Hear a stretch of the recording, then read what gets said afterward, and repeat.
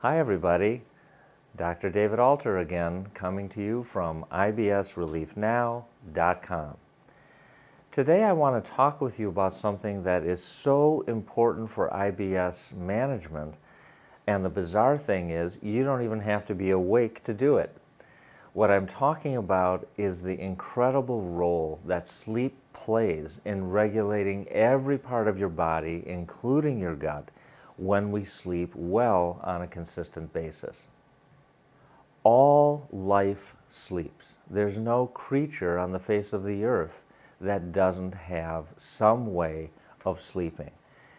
We know that anything that has been carried forward over countless generations across all forms of life is probably pretty important. And that's certainly the case with sleep. It's so important that about a third and sometimes even more of our days in any 24-hour period are devoted to sleep. We spend a third of our lives asleep. We tend to think that when we're asleep, it's when we're shutting down from the wear and tear of the day, but when you actually take a look at what happens in sleep, that can't be further from the truth. It's not a question of us shutting down at night. It's a question of us shutting certain things down at night so that other things become more active.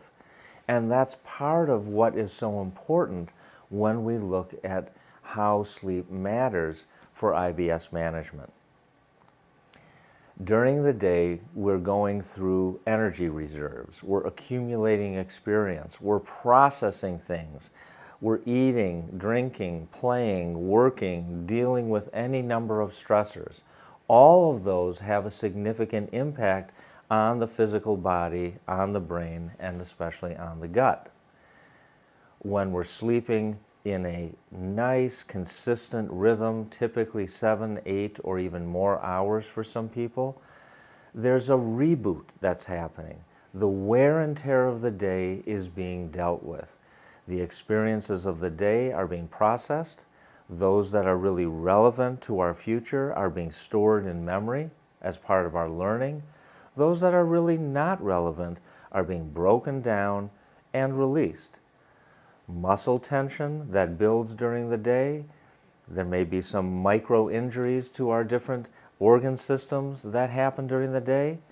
At night, the repair crew comes along and begins to put us back together so that the next morning we're in an optimal position to grab the day and get the most out of it. And our gut, in an ideal way, is ready to join us on that journey. You see, sleep developed in synchrony with the rising and the setting of the sun, the rising and setting of the moon, and the lights of the stars above. We are in sync with the natural rhythms of life, except that modern life doesn't seem to care about that at all. We have artificial lights that can give us a 24-hour day. We have our devices that keep us connected around the world 24/7. We have attitudes that time is money, that sleep is a waste of time, and even character assassinations, such as people who sleep more or people who value sleep tend to be lazy and won't get as far in life. Those are complete myths that show just how much pressure there is for us to become disconnected from treating sleep as the essential reboot button that it is. So I want to talk with you today about some of the things that are really important as reminders to help you get reconnected to those natural rhythms that let the gut do its job effectively, with less pressure, with less pain and suffering, with less IBS symptoms, when we pay attention to rebuilding our ability to have good, consistent 7 or 8 hours of sleep per night, day in and day out. Your gut will be happier for it if you learn how to do that. Some of the most common do's and don'ts about good sleep hygiene include the following. As the sun begins to come down in the sky, as we move into evening, you want to begin to reduce your pace as well. You begin to move more slowly. You begin to turn down lights.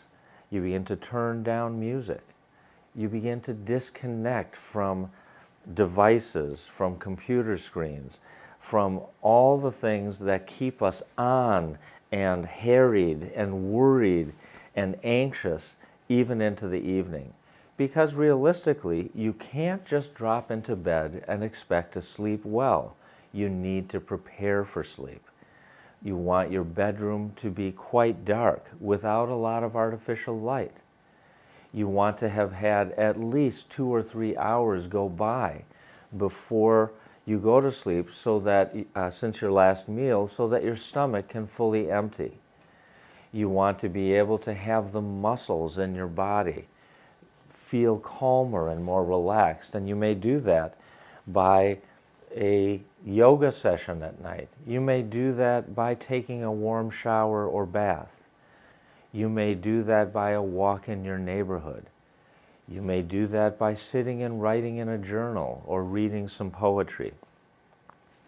Anything that begins to give your mind and body the message that the day is over and the time to give to yourself the gift of sleep, the gift of rest, and the gift of restoration is finally at hand.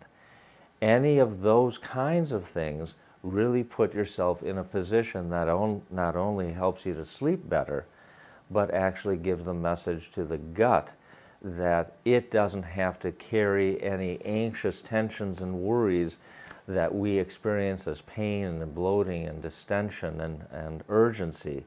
Those symptoms can get turned off as well. If you're going to eat or drink anything at night, it should be something warm and soothing, such as chamomile tea. Avoid alcohol late at night. Avoid heavy protein foods late at night. Things that are easier to digest if you need anything else, because as I said, it's ideal that the stomach empties before you go to sleep. So in just a few minutes, I'll be taking you through a practice to help you move into sleep more gently, more easily, and more restfully, so that you can awaken in the morning more restored. So let's get ready for the practice. I'll be right back with you soon.